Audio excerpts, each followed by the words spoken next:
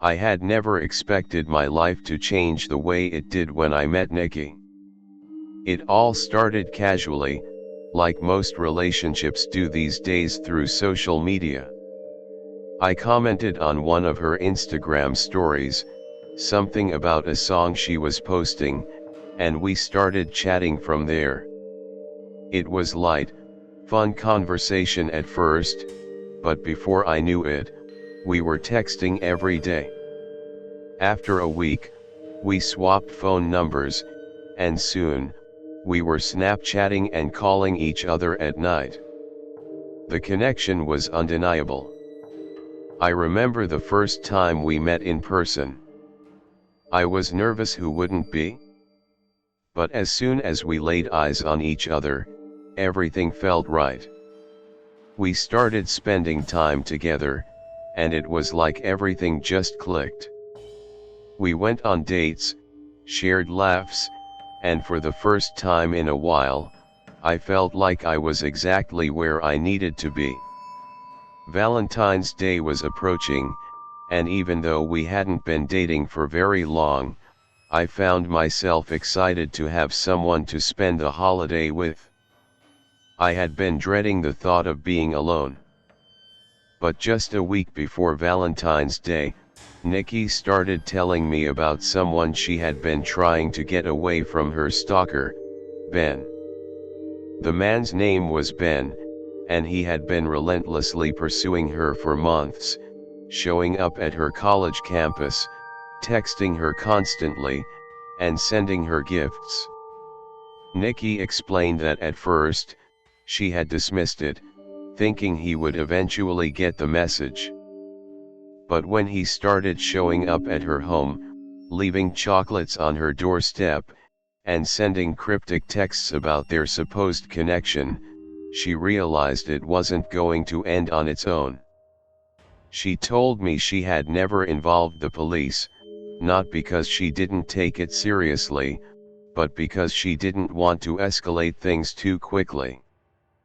But as Valentine's Day drew closer, she had a terrifying realization: Ben was not only stalking her but was now aware of me and our growing relationship. He started texting her from fake numbers, asking if the guy she was seeing was me. I tried to comfort Nikki, reassuring her that I would do everything I could to make sure she was safe. I wanted to handle this on my own. I wanted to be her protector. But deep down, something inside me was afraid that things might escalate into something far worse. As Valentine's Day drew nearer, the situation with Ben only seemed to grow more intense. Nikki would tell me about his relentless texts, and I noticed the shift in her demeanor. She had always been independent and strong, but now she seemed on edge, glancing around when we were out together, nervously checking her phone for messages from him. One evening, she sent me a screenshot of a text message that left me frozen in my tracks. It was from a fake number, asking if the guy she was seeing was me. The message had my name, and I immediately knew that this man had crossed the line. He wasn't just stalking Nikki anymore, he was now involving me.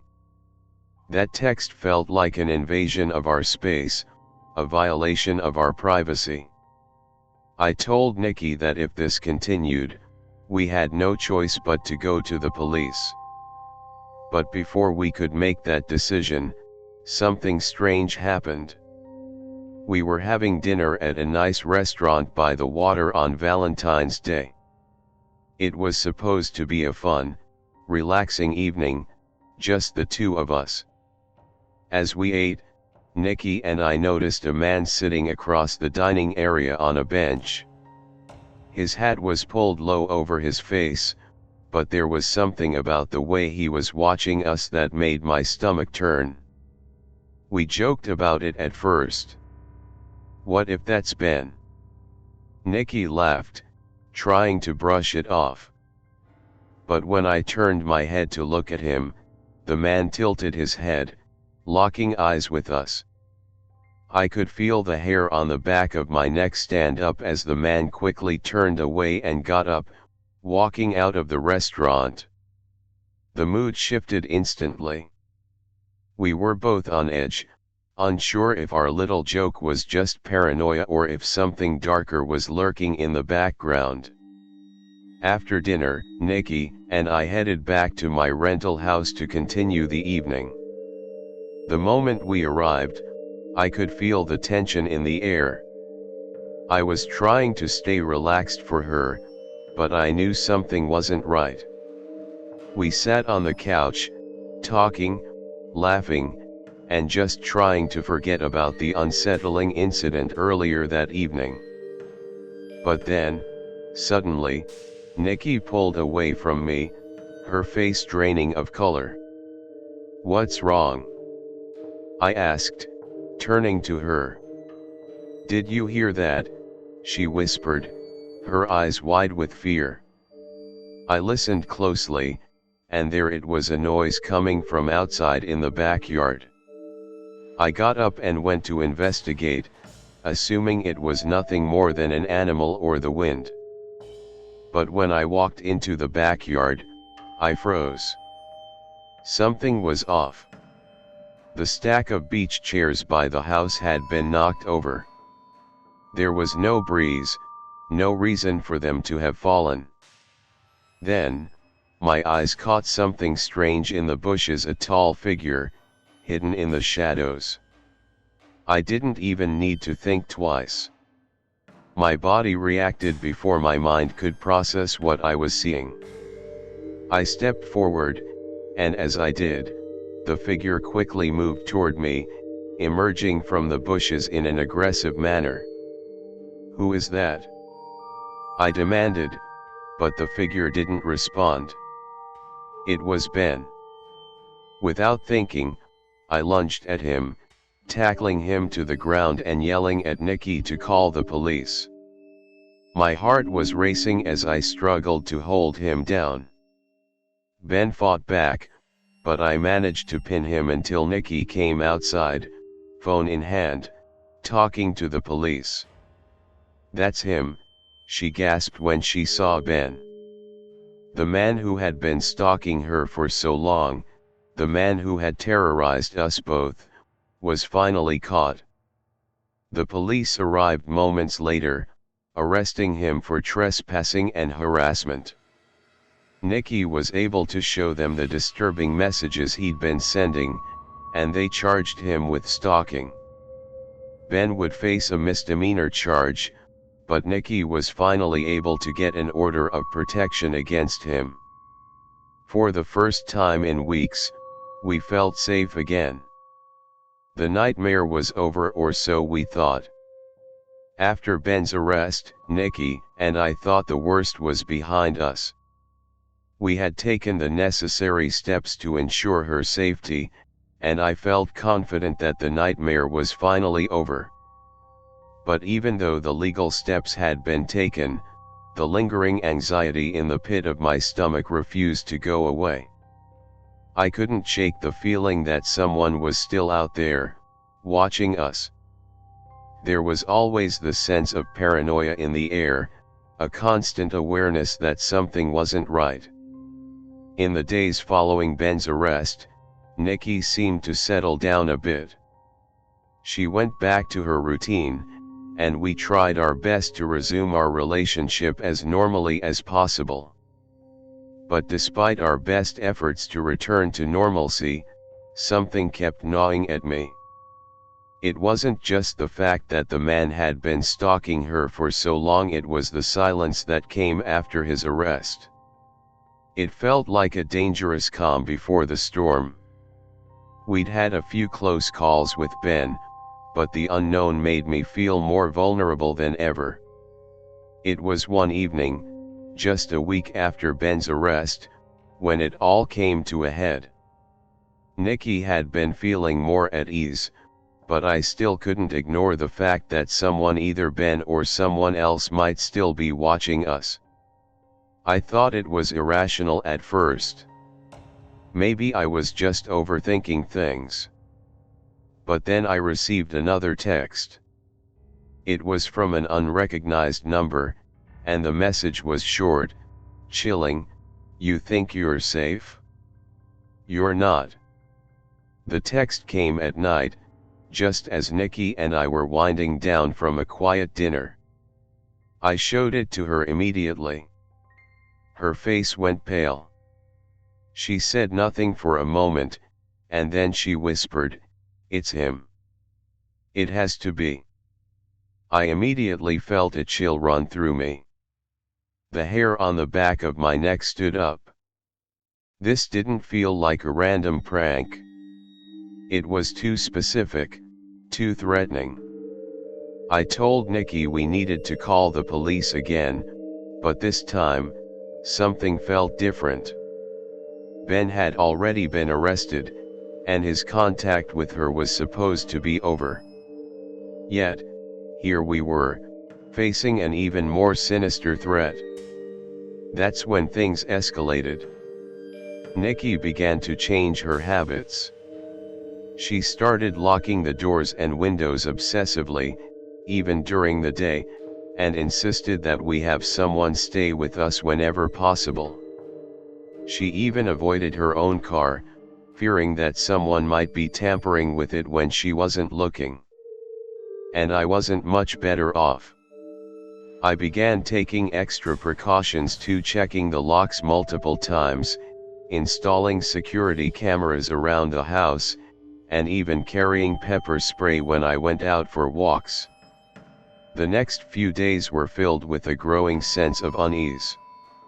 It was as if we were both waiting for something to happen, something big, something that would finally shatter the fragile peace we had. But what came next was beyond anything we could have prepared for. One evening, just days after receiving the ominous text, Nikki and I went out for a casual dinner. We figured it would be good to get out of the house and clear our heads. It was the kind of night where you want to push away the fear and just try to feel normal again, even if only for a little while. The restaurant was busy, and we didn't notice anything out of the ordinary. We were seated by the window, enjoying our meal and talking about the future. But then, I saw it. Through the restaurant window, I saw a figure standing across the street. He was leaning against a streetlight, just watching us. I immediately felt a cold rush of fear wash over me.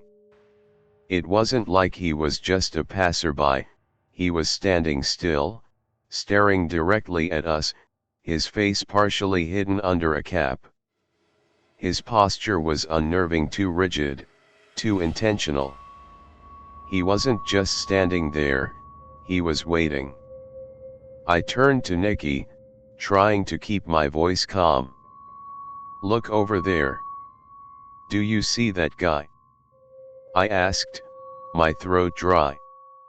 She turned, and her face paled instantly.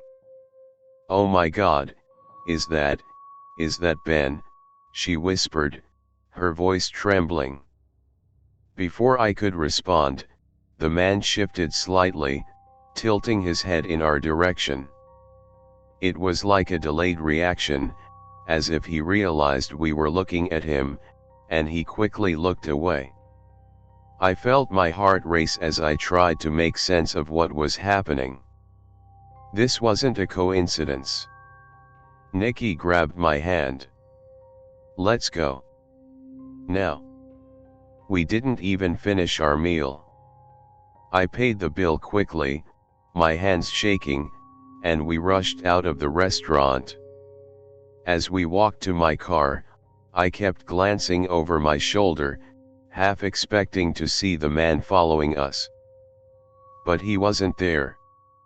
Or so I thought. We got into the car and drove off, but as we made a turn down the street, I caught a glimpse of him again, standing on the sidewalk, not far behind us, watching us. This time, his head wasn't turned away. His eyes locked onto mine. I couldn't keep the fear down. My thoughts raced. Was it really Ben? Was it someone else? Why was he following us? We drove straight home, keeping our eyes on the road, hoping that if we just ignored him, he would disappear. But by the time we reached my place, I knew that this wasn't just some coincidence. Ben or whoever it was close. Too close. That night, we didn't sleep. We stayed up, talking, trying to make sense of what had happened. Nikki was terrified, and I couldn't blame her. The feeling of being watched, the unknown presence lingering nearby, was worse than anything I had ever felt before. We called the police again, but they assured us there was little they could do without solid evidence. The next morning, Nikki checked her phone. She had received another text. This one was even worse than the last. I know where you are. I've been watching. You're not safe. You'll never be safe. I could feel the weight of the situation bearing down on us. Whoever this was, they were no longer hiding behind fake numbers, they were taunting us. And that meant things were about to take a much darker turn. The next few days felt like a blur. Everything happened so quickly. The police had taken Ben and the man in the hoodie into custody, and Nikki was finally able to breathe again, but the weight of what had happened still hung over us like a dark cloud. The officers assured us that they would be following up with us, especially given the severity of the stalking charges and the fact that Ben had come to our house that night, but for now, everything felt a little too quiet. I stayed at Nikki's place for the next couple of nights, mostly to make sure she felt safe. We spent hours talking, trying to process everything that had happened. She was still shaken up, of course, but there was something in her voice, some semblance of relief, when she said that it was finally over. Or so we thought. The following Monday, we received a call from the police. It was Detective Evans, the officer in charge of the case. His voice was grave as he informed us that Ben had been released. Apparently, Ben had managed to post bail, something that wasn't too unusual, but it still sent chills down my spine. The fact that he was out there, still walking the streets, was enough to make my heart race again. It had been too easy to think that we were safe, that everything had been wrapped up with a neat little bow. I had been wrong. When Nikki heard that Ben was out, she visibly stiffened. "What does that mean for us?" she asked, her voice laced with uncertainty. "It means he's not going away anytime soon," I said, trying to keep my tone level, though I could feel the anger boiling inside me. "We need to be extra careful, Nikki. We can't let our guard down." We agreed to stay in constant communication and to always be on the lookout. Nikki set up extra security measures in her apartment, installing new locks and getting a security camera system. She even started carrying pepper spray, something she never would have considered before. But no matter how many precautions we took, there was still something gnawing at the back of my mind. What if he was still watching us? What if this wasn't over? The fear became almost suffocating, and I found myself constantly looking over my shoulder, expecting to see Ben lurking in the shadows. I couldn't shake the feeling that he was waiting, biding his time, plotting his next move. It wasn't long before my suspicions were confirmed. A few weeks after Ben's release, I came home to my rental house late one night, Nikki having left earlier to meet up with some friends. I'd just walked in, dropped my keys on the counter, and was about to settle into a quiet evening when I noticed something strange, something that made my blood run cold. The door to my backyard patio was wide open. I couldn't remember whether I had left it open or not. In fact, I had never left it open before, and there was no reason for it to be now. Panic immediately set in. I rushed to the door, peering outside. At first, I didn't see anything, but then I noticed something on the patio, something that made my stomach drop. A single red rose, placed perfectly in the center of the table outside. My mind raced. It was too obvious.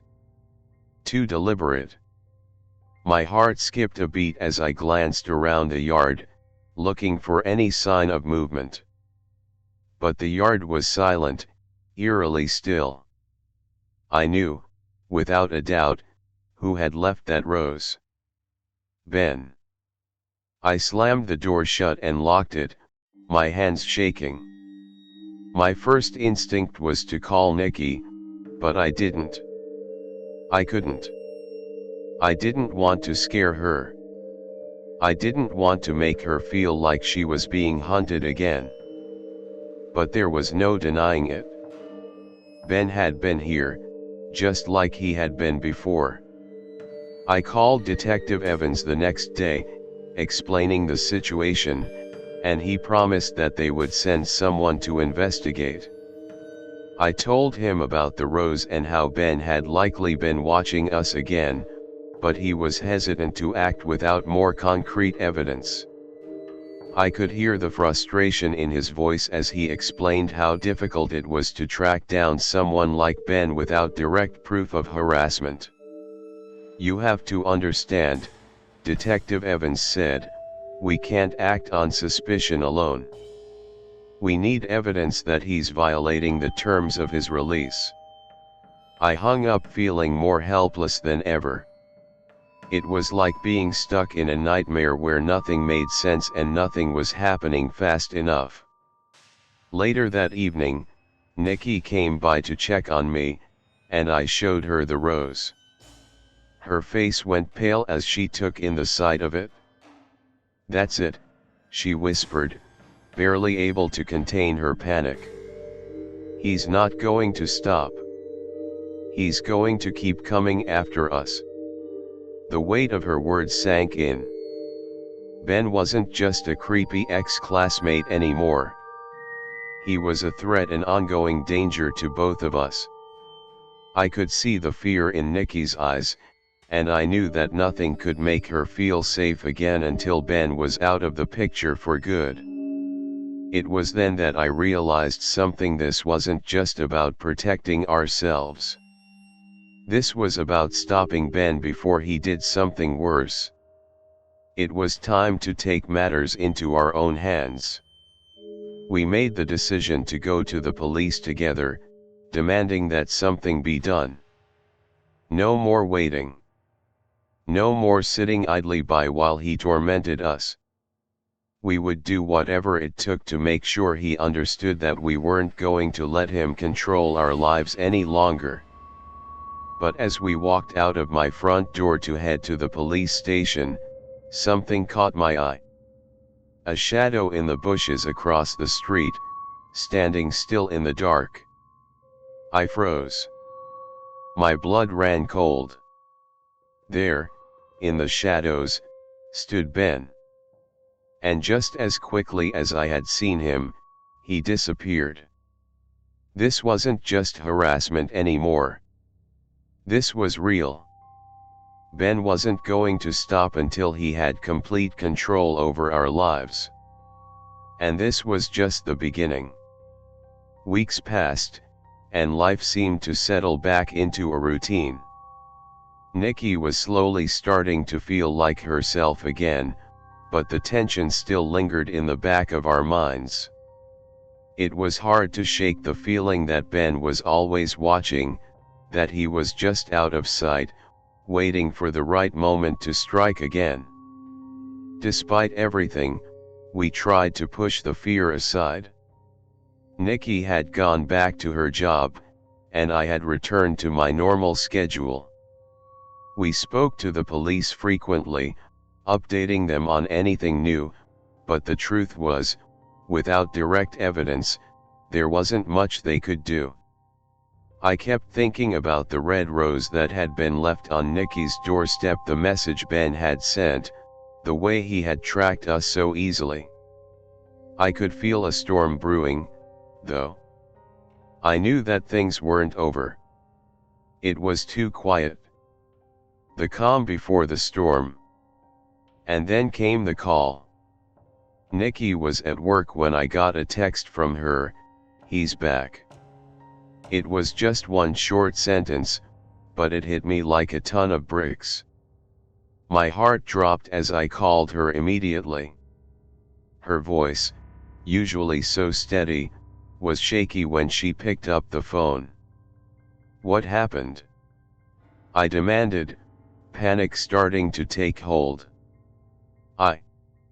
I don't know how he found me, but he left a message. A letter. At my apartment. The hair on the back of my neck stood up. A letter? That was new. Ben had been sending creepy texts, showing up at restaurants, but now he had upped the game. I rushed over to Nikki's apartment as fast as I could, feeling every second drag out like a nightmare. When I arrived, Nikki was standing in the living room, the letter in her hands, her face pale and tear-streaked. I took the letter from her.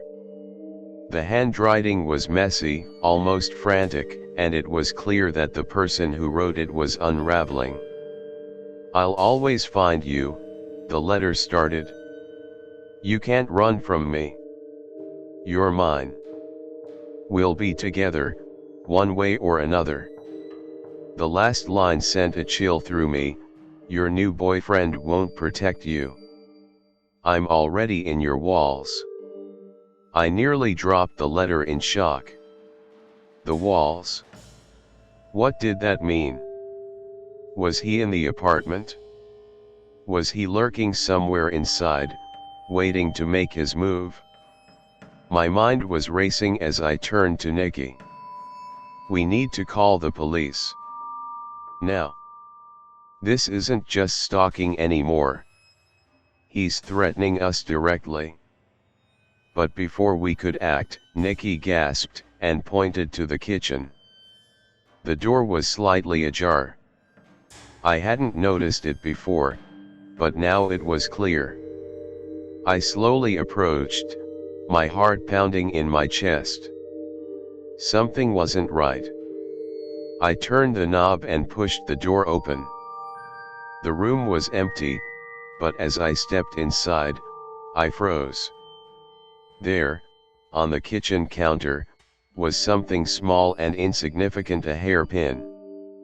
It looked familiar. It was Nikki's. She had left it behind at my house the night she stayed over after our date. I didn't say anything right away, but my mind was spinning. How could it have gotten there? I was certain Nikki hadn't dropped it. The apartment had been locked, and the door had been sealed. Yet somehow, there it was. Nikki's face went white when she saw it. She ran to the counter, grabbing the hairpin in a panic. "How could he have?" she trailed off, her voice breaking. We both stood there for a moment, processing the implications. Ben had been here. I immediately checked the rest of the apartment doors, windows, closets. There was no sign of forced entry, no footprints, no other signs of someone having been there recently. But it didn't matter. We both knew the truth now, he had gotten inside somehow. We were no longer dealing with just a stalker, we were dealing with someone who was actively violating our lives, who had been to Nikki's apartment, and who had left his mark. He was making his presence felt, and now we couldn't ignore it any longer. I felt sick, helpless, and angry all at once. This man wasn't just some obsessed ex-classmate anymore. He was a predator, calculated, patient, and ready to destroy everything that Nikki and I had. I need you to be careful. We need to get more security, move faster, I told her. The fear was palpable, but we both knew it wasn't enough. We couldn't just sit by while Ben got closer. That night, I stayed over at Nikki's. We made the decision to take more drastic measures. We contacted the police again, but this time, I wasn't going to wait for them to act. We were both scared for our lives, and it wasn't going to stop unless we forced it to. We moved all of Nikki's valuables into the safety deposit box at the bank, just in case. We filed for a restraining order against Ben, though we both knew that was just a piece of paper. It wouldn't stop him if he truly wanted to hurt us. Nikki's phone was equipped with tracking apps, and we set up a security system in her apartment. No more waiting. It was late on a Thursday when everything came to a head. Nikki and I had been keeping low profiles, avoiding unnecessary outings, and staying at home as much as possible. The silence that had followed after the last letter was broken only by the constant paranoia gnawing at our minds. That night, we decided to get some rest. The adrenaline had finally worn us out. We were exhausted, emotionally drained, but still alert. Nikki was in bed, her back to me, when I heard something. A soft scraping noise. It was so quiet that I almost dismissed it. But then it came again, this time, louder. It was like someone dragging something heavy across the floor. My heart skipped a beat. I bolted upright, my eyes scanning the room. There, in the faint glow of the nightlight, I saw a shadow move by the door. It was fast, too fast. I didn't hesitate. I grabbed Nikki's arm, shaking her awake. Get up. We have to go. Now. Her eyes snapped open, panic settling over her face. She was already reaching for her phone, but before she could unlock it, the scraping sound came again, closer this time. Nikki jumped to her feet, her voice shaking. Is it him? Ben. I nodded grimly. There was no time to think. We rushed toward the living room, but just as we reached the hallway, I heard a sound behind us. Footsteps. They were coming from the front door. The door burst open, and there he was, Ben. The way he stood there, in the doorway, in that moment, it was like everything clicked. He wasn't just there to frighten us anymore. He was there to finish what he started. I moved quickly, pulling Nikki to the side and telling her to stay hidden behind the wall. Ben wasn't looking our way, but his eyes were wild. He was muttering something under his breath, his hand gripping a knife. I don't know what I was thinking, but instinct kicked in. I charged him. The fight was short but brutal. I tackled him to the ground, but he was stronger than I thought. We struggled for a moment, but I finally managed to wrest the knife from his hands. He just stared at me, his eyes wide with hatred, a twisted grin spreading across his face. You think you can stop me? He hissed. I'm always going to find you. And that was when I heard it. The sound of sirens in the distance. Ben heard it too. For a split second, his face faltered, but he quickly regained his composure and lunged forward.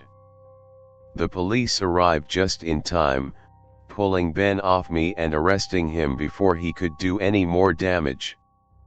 Later, when the dust had settled and the police had taken him away, Nikki and I sat in silence, exhausted and relieved. It was over. Finally, after months of fear and torment, we could breathe again. Ben was convicted of stalking, harassment, and attempted assault. He was sent to prison, and Nikki was granted a permanent restraining order. For the first time in what felt like forever, we could finally move forward. But even now, I find myself looking over my shoulder sometimes, wondering if there's someone out there still watching. The scars may fade, but the memories will never truly leave. And neither will the feeling that, sometimes, the darkest of people hide in the most unexpected places. The terror is gone for now. But deep down, I know that Ben's shadow will always linger.